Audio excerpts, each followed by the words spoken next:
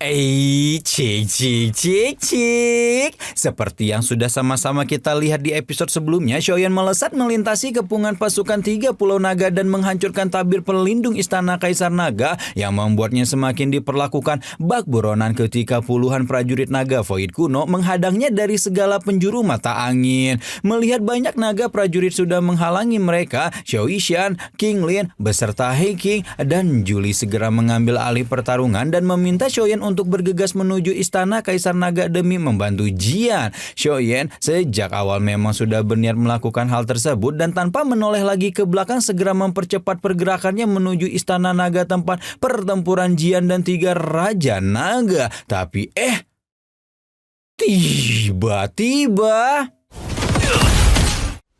tiba-tiba saja Komandan Pertama Pulau Naga Barat alias Xuanmo sudah menyergapnya lebih dulu setelah di episode sebelumnya sudah berhasil membuat Tetua Agung Pulau Naga Timur babak belur. Xiaoyan berhasil menghalau pukulan Xuanmo bahkan dalam keadaan terburu-buru dan membuat Komandan Pertama Pulau Naga Barat itu auto menganggapnya sebagai ancaman yang harus dilenyapkan. Namun sebelum Xuanmo merealisasikan rencananya, sebuah lengan hitam keemasan jatuh dari langit di mana lengan itu tidak lain adalah telapak tangan mata air kuning yang dirapal oleh Yao Ming. Yao Ming meminta Xiaoyan untuk melanjutkan perjalanannya menuju Istana Kaisar Naga karena dia akan mengambil alih pertempuran melawan Komandan Pertama Pulau Naga Barat tersebut.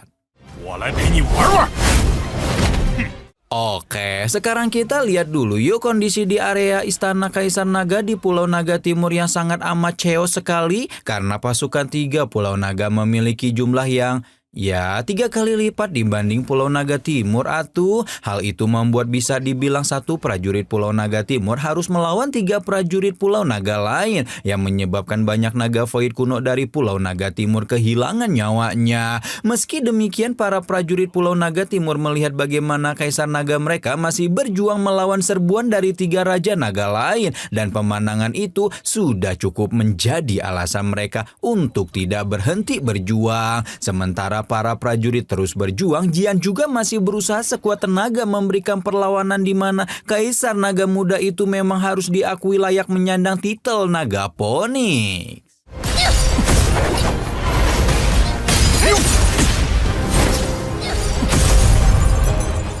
Meskipun kekuatan dan aura Jian memang tidak salah merupakan sosok terdekat dengan Kaisar Naga, para Raja Naga yang haus kekuasaan ini masih tidak bisa menerima hal itu dan mempertanyakan kenapa gadis kecil yang belum cukup mengenyam asam lambung kehidupan ini bersikukuh melanjutkan perlawanan yang sia-sia. Belong Wang alias Raja Naga Utara mengingatkan Jian bahwa wujud Naga Phoenix-nya belum cukup matang dan sebuah kemustahilan dia bisa melawan mereka bertiga sendirian. Raja Naga Barat alias Silong Wang mengamini pernyataan tersebut dan meminta Jian untuk sadar diri betapa muda dirinya sehingga tidak mungkin Atu mampu mengelola seluruh suku dengan pengalamannya dibanding Belong dan Silong. Nanlong Wang alias Raja Naga Selatan lebih tidak sabar dan meminta Jian untuk segera menyerahkan tahta kaisar serta garis keturunan Naga Phoenix yang dia miliki.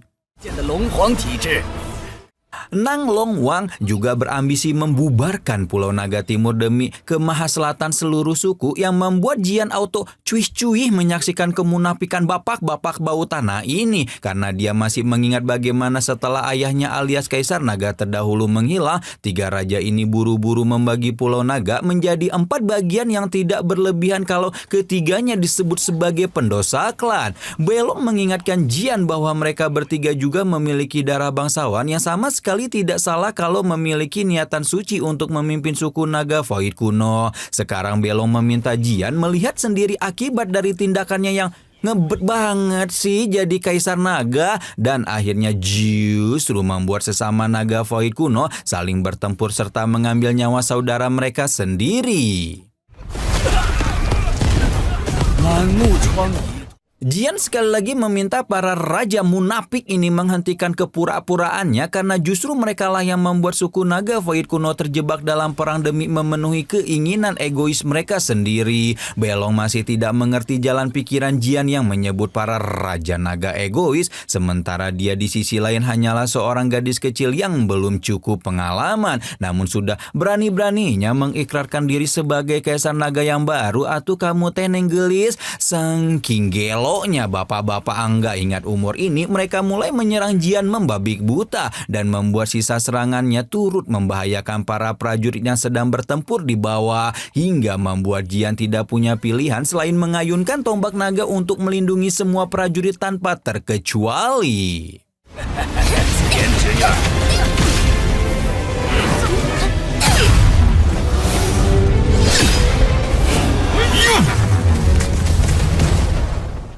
Karena kali ini dia harus melindungi semua prajurit yang terancam oleh serangan tiga raja naga, Jian pun lengah untuk melindungi dirinya sendiri dan membuat Silong serta Nanlong berhasil meloloskan serangan yang membuatnya terhempas. Belong sekali lagi meminta Jian untuk menekan egonya dan mengalah demi kemaslahatan seluruh anggota suku naga Void kuno agar tidak terus-menerus mengalami perpecahan. Jian semakin enak dengan kata-kata yang diungkapkan oleh para kaisar naga dan justru mengingatkan bahwa sebagai kaisar naga dia justru memiliki kewajiban untuk melenyapkan para pendosa suku seperti mereka. Tanpa banyak babi bu, Jian langsung meledakkan aura kaisar dalam dirinya dan membuat para raja buru-buru berusaha menghentikan seluruh balik di blokade oleh kekuatan naga Phoenix.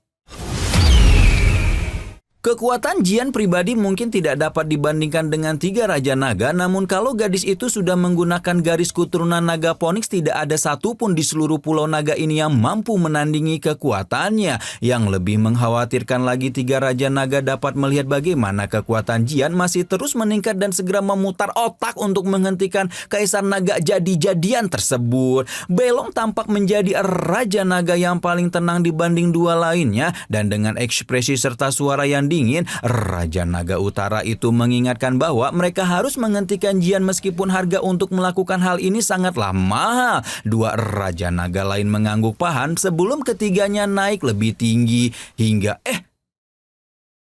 tiba-tiba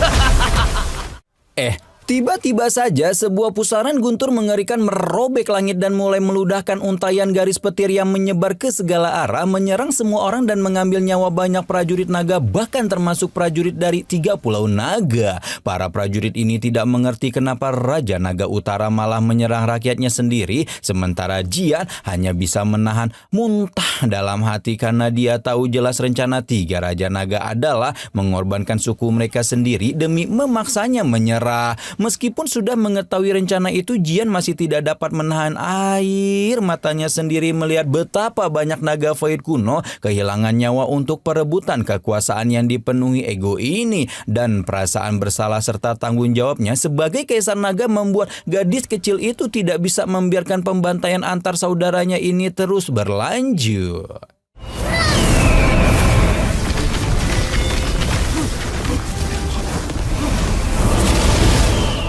Akhirnya Jian yang sebelumnya menggunakan sisik naga Phoenix untuk melindungi dirinya sendiri mengalihfungsikan tabir itu untuk menyelimuti seluruh area di istana kekaisaran dan membuat bahkan para prajurit 3 pulau naga lain pun agak termenung menyaksikan bahwa pada akhirnya sosok yang melindungi mereka adalah kaisar naga. Belong cukup terkesan dengan tindakan Jian yang akhirnya malah melindungi musuhnya sendiri. Namun dia tidak percaya kalau kaisar naga yang masih sangat muda ini mampu mengendalikan tabir pertahanan seluas ini dalam waktu lama. Jian dengan hati sakit mempertanyakan apakah tiga raja naga benar-benar menganggap rakyat mereka sebagai kerabat, karena semua tindakan yang mereka lakukan menunjukkan bahwa anggota suku hanyalah pion yang bisa dimanfaatkan.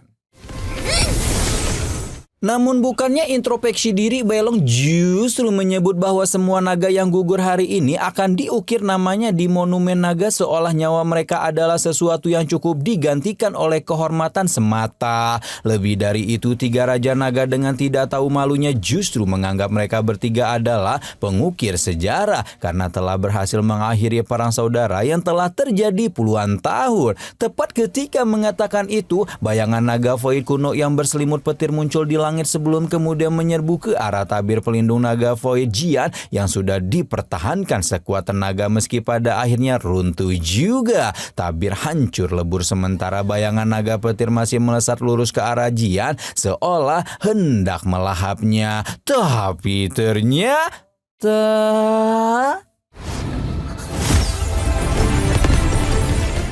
Tapi ternyata sebelum naga guntur itu berhasil menghancurkan Jian, sebuah teratai menyerupai kristal yang berkilauan terbang dari balik punggungnya hingga akhirnya meletus dan balik menghancurkan naga guntur sebelum kemudian sisa kekuatannya menyebar ke segala arah.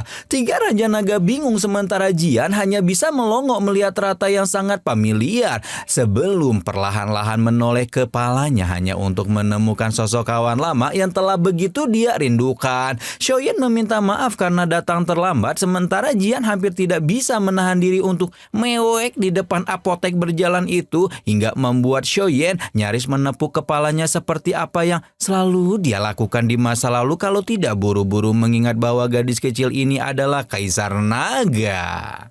没想到当年要丹药吃的小家伙。 Jian mengingatkan bahwa 3 raja naga adalah doseng bintang 3 seluruhnya dan hampir mustahil mereka berdua bisa mengalahkan bapak-bapak bangkotan ini. Namun Xiaoyan tampaknya tidak berpikir demikian dan justru menggali rencana Jian ketika gadis itu meningkatkan aura berkali-kali sebelumnya. Obrolan 2 kawan lama yang baru ketemu itu segera diinterupsi dengan kemarahan 3 raja naga yang mempertanyakan kualifikasi Xiaoyan sebagai orang luar ikut campur masalah naga void kuno, namun langsung dikonter balik ketika Xiaoyan mengingatkan rencana aliansi yang 3 pulau naga bentuk dengan Phoenix Iblis Surga. Jian marah bukan kepala mendengar itu sementara 3 raja naga agak soket karena Xiaoyan mengetahui rencana mereka, apalagi setelah kemudian pemuda itu memberitahu bahwa dia telah mengusir rombongan burung kembali ke sarangnya. Sementara 3 raja naga kebingungan dengan informasi mendadak tentang Phoenix Iblis Surga, Xiaoyan bertanya-tanya kepada Jian tentang seberapa banyak waktu yang dia butuhkan untuk melaksanakan rencananya dan setelah gadis itu menjawab 1 batang dupa, Xiaoyan langsung bersiap untuk melawan 3 raja naga demi mengulur waktu. 3 raja naga jelas paham apa yang sebenarnya Xiaoyan dan Jian rencanakan karena itulah mereka langsung menyerbu ke arah anak manusia entah dari mana ini dan membuat Xiaoyan segera bersiap membentuk segel di tangannya. Tepat ketika segel dibentuk, bayangan raksasa berwarna keemasan persis seperti wujud Wang Quan Yaoseng yang pertama kali bertemu dengannya muncul dan setelah menghardik seberapa pengecut tindakan para raja naga, Xiaoyan pun menggunakan teknik kemarahan mata air kuning warisan Wang Quan Yaoseng untuk pertama kalinya.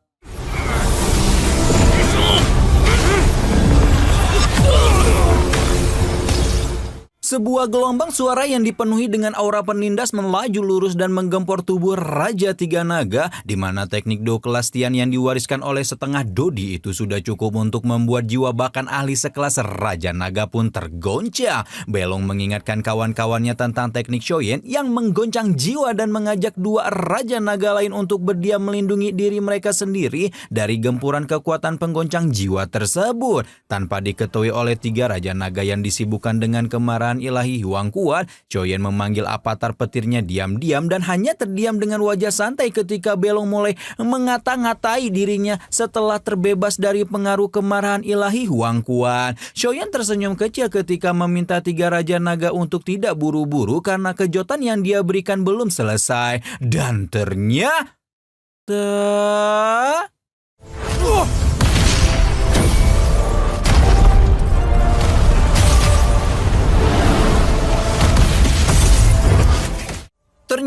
Ternyata Shoyan sudah mempersiapkan avatarnya sebagai kang ojek yang mengantarkan teratai api pemusnahan ke dekat 3 Raja Naga dan membuat tidak ada satupun di antara 3 pemimpin Pulau Naga itu yang bisa menghindari serangan Shoyan tepat waktu. Ledakan yang menggoncang seluruh Pulau Naga Timur pun meletus dan membuat Suan Mo yang lagi baku hantam sama Yao Ming pun hanya bisa deg-deg syir merinding remang-remang bulu ketek seolah tidak percaya 3 Raja Naga yang agung itu bisa dipermainkan oleh bocil seperti Shoyan. Di sisi lain, Shoyan lumayan bengek nih abis menggunakan 2 teknik Do kelas Tian secara berturut-turut dan segera menelan pil obat untuk memulihkan dirinya. Meski teknik kelas Do Tian sangatlah kuat, Shoyan yakin bahwa tubuh fisik naga void kuno juga cukup kuat untuk menahannya.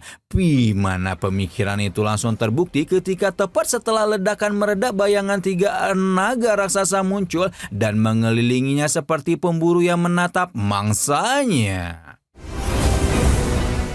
Edian, ngeri banget full baku hantam hari ini. Puas lah pokoknya ya. Ya puas, ya kesel juga sama tingkah laku enggak ingat umur para Raja Naga kayak yang itu tuh yang bikin ya makanan Kira-kira mampukah Shoyan mengulur cukup waktu sampai Jian menyempurnakan kartu trufnya? Dan akankah kartu truf yang Jian persiapkan mampu mengakhiri pemberontakan 3 Raja Naga? Nantikan terus pembahasannya hanya di Cakra Diva Rama. Di sini pamit. Bye-bye.